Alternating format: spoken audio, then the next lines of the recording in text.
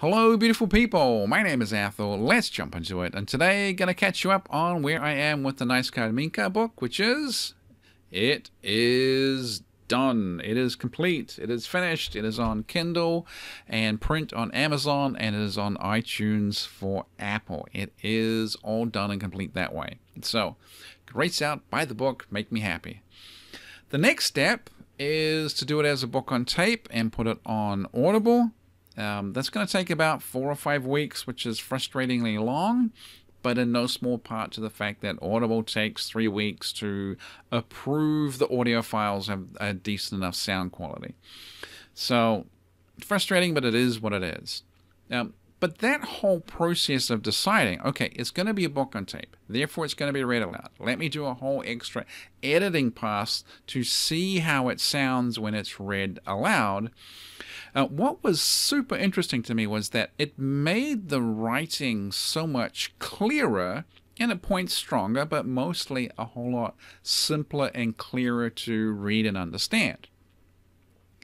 And when I actually ran the draft before and the draft after reading it aloud, it was actually making it somewhere between half a grade to a complete grade easier to read. So it was dropping it down from 8th grade level to about 7th grade level, which is a huge improvement in clarity and simplicity. And the big, oh my gosh, I really understand now, I've been thinking of this all wrong, was like I've been having this running gag where I've said to myself or other people I'm talking to that when you write something, there's going to be a group of people out there who read what you write 2 standard deviations towards stupidity. And now having dug into it more, and once you learn and really understand that, like the average reading level of people in the United States is somewhere around 7th grade.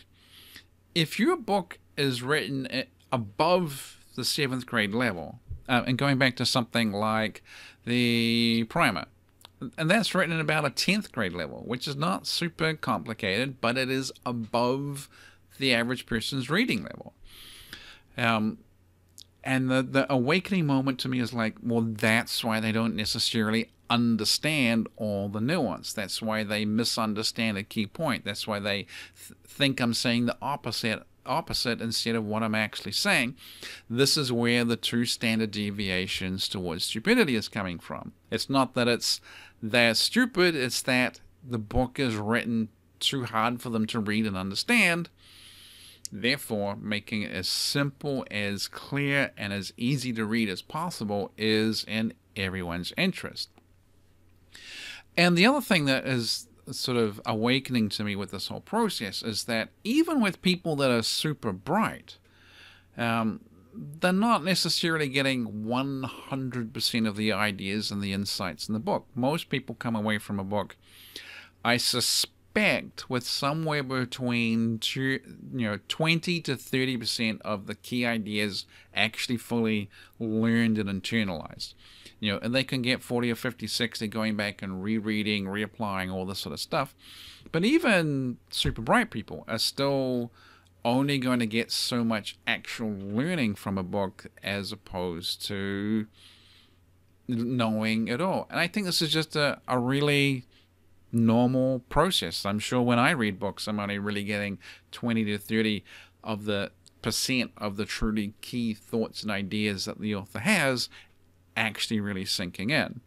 So I suspect that the simpler, the clearer, the more concise, the more easy to read the book is, the bigger percentage of the actual learning, actual knowledge you're going to get is actually going to sink in. So if the book's written at a 10th grade level, you might get 20% of the key ideas. If the book is written at a 7th grade level, you might get 30 or 40% of the key ideas, because there's so much more freed up brain capacity to learn as opposed to just trying to comprehend what is written. So that's just been something that's really sort of jumping out to me as I've gone through this process.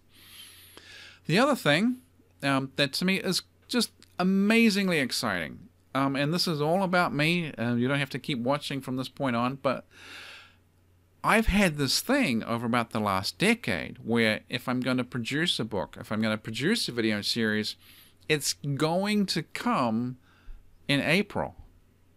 And that's pretty much the only month things are actually going to be delivered and come out. And if it isn't in April, it isn't there the entire year. I miss a year. So I finished this in January.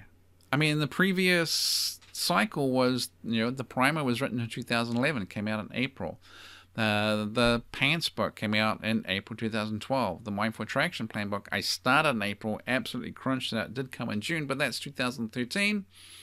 Nothing 2014. The Married Guy's Guide to Wife series pretty much started April in 2015. The Nice Card, Mean Card video series came out basically April 2016. And then nothing 2017 and 18 as I recover. So the fact that it actually is done, complete, finished in January is huge, because I'm hoping to get into far more of a pattern of content creation, actually finishing the books, actually creating more video series, doing all that sort of thing all the way through 2019 as my bigger focus. So I can't tell you how excited and pleased and happy I am that I am holding a complete finished book in my hand, and it is done, and we're only 2 weeks into the year. So that's about it for me. Go take a look on Amazon and Apple. Currently, the book is priced at $2.99 for Kindle, and on Apple, that was the magical number that Amazon's maximizing your profit formula spat out. So very affordable, and that's about it. I will talk to you soon.